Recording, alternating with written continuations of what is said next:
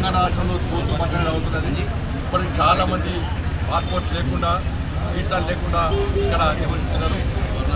వీకాల విషయంలో కాంగ్రెస్ పట్ల సురేష్కోలే నేను రిక్వెస్ట్ చేసి ఒకటే రాష్ట్ర ముఖ్యమంత్రి గారు దయచేసి దీన్ని శాంతి భద్రత సమస్యగా చూడండి. ఇది హిందూ ముస్లిం మతం కోణంతో చూసే ప్రయత్నం చేయకండి.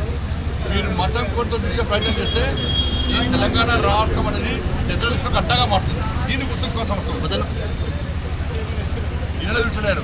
ఏది ముఖ్యమంత్రి గారు మాటలు చూస్తున్నాడు. ఏది ఆపరేషన్ కాగారు విషయం వాళ్ళ చేత తుపాకులు ఉంటాయి, మావోయిస్టుల చేత తుపాకులు ఉన్నాయి. దాన్ని రాష్ట్ర ముఖ్యమంత్రి గారు ఏమంటారు, సామాజిక కోణం చూస్తూ ఉంటారు. వాళ్ళ చేత తుపాకులు ఉన్నాయి. వాళ్ళు మైండ్స్ని బట్టి పురుషులు చెప్పడానికి ఈ కాంగ్రెస్ పార్టీ ప్రభుత్వమే మావోయిస్టు నిషేధించింది. కాంగ్రెస్ పార్టీ ప్రభుత్వమే నిషేధించింది.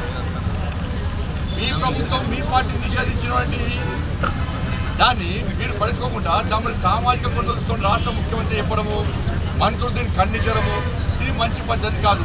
దమ్ముంటే ధైర్యం ఉంటే రాష్ట్ర ముఖ్యమంత్రి గారిని చలో మావోయిస్టులు నిషేధం తొలగించే దమ్ము మీకుందా? మరి ప్రజలు తిరగబడతారు వాళ్ళు. దాని గిరిజనుల పేరుతోని దాన్ని చూడడానికి మంచి పద్ధతి కాదు. గిరిజనులు ఎవరు పొడుతులను చంపరు, గిరిజనులు ఎవరు మైండ్స్ పెట్టి బ్లాస్టింగ్ చేయరు, గిరిజనులు ఎవరు అమాయకులను చంపరు, గిరిజనుల చేత తుపాకులు ఉంటాయి. కాబట్టి అనేక మంది అమాయకులను చంపారు. దాని మీద ఈ సంఘాలు ఎప్పుడు మాట్లాడాయి. ఇవాళ వచ్చి ఇలా చర్చలు జరపాలంటే తుపాకీ చేతిలో ఉన్నటువంటి వ్యక్తులతో నిషేధింపబడిన సంస్థతో ప్రభుత్వం ఏ విధంగా చర్చలు జరపాలి దాని చెప్పాలి.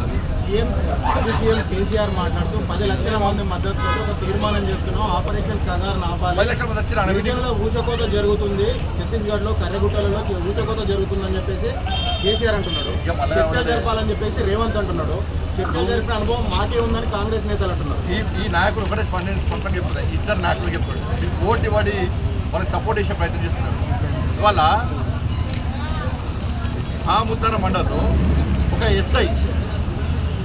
ఎస్ఐని బ్లాస్టింగ్తో చంపేశారు. ఆ రోజు ఎస్ఐ భార్య సీమని చంపాము. ఒక కానిస్టేబుల్ చంపేసారు ఆ రోజే. ఆ కానిస్టేబుల్ కొడుకు బర్త్డే. మరి ఆ రోజు ఈ కేసీఆర్ గారు వేరు, రేవంత్ రెడ్డి గారు వేరు. మన దూరదర్శన్ రిపోర్టరు ఆడ టెలికాస్ట్ కవరేజ్ కోసం పోతే ఆయన చంపేశారు 2 లక్షలు. మరి ఆ రోజు కేసీఆర్ గారు ఎందుకు మాట్లాడలే, ఈ సంఘాలు ఎందుకు మాట్లాడలే, రేవంత్ రెడ్డి ఎందుకు మాట్లాడలే? అరే వరంగల్ జగన్మోహన్ రెడ్డి మా కార్యకర్తలు చంపేశారు, జాతీయ జెండా ఎగిరిసి చంపేశారు. అప్పుడు ఎందుకు మాట్లాడలే? వీళ్ళు మధుసూదన్ గౌడ్ చంపేశారు, అప్పుడు ఎందుకు మాట్లాడలే? రామన్న గోపన్న చంపేశారు, అప్పుడు ఎందుకు మాట్లాడలే? మీ కాంగ్రెస్ పార్టీ నాయకులను చంపేశారు చాలామంది. శ్రీపారావు గారు అజాత శత్రువు శ్రీపారావు గారు చంపేస్తే వాళ్ళ కాంగ్రెస్ పార్టీ నాయకులను చంపేశారు. కేసీఆర్ గారు టీడీపీలో ఉన్నప్పుడు టీడీపీ నాయకులను చంపేశారు, అప్పుడు ఎందుకు మాట్లాడలే? కేసీఆర్ గారు ఎందుకు మాట్లాడలే? రేవంత్ రెడ్డి ఎందుకు మాట్లాడలే? పోటీ పడి మాట్లాడే ప్రయత్నం చేస్తున్నారు. కేంద్ర బలగాలను మైన్స్ పెట్టి ఇదే ములుగు ఫారెస్ట్లో చంపడము వీళ్ళు సమర్థిస్తారా? ఇద్దరు నాకు సమర్థిస్తారా? చర్చలు జరిపే ప్రసక్తి లేదు. వాళ్ళు తుపాకీ వీడాల్సిందే, పోలీసులకు లొంగిపోవాల్సిందే, వాళ్ళ ప్రవర్తన మార్చుకోవాల్సిందే. అది నిషేధిత సంస్థ. ఆ సంస్థతో చర్చలు జరిపే సందర్భమే రాదు. ఈ సంఘాల నాయకులు కూడా వాళ్ళు చేసినటువంటి అరాచక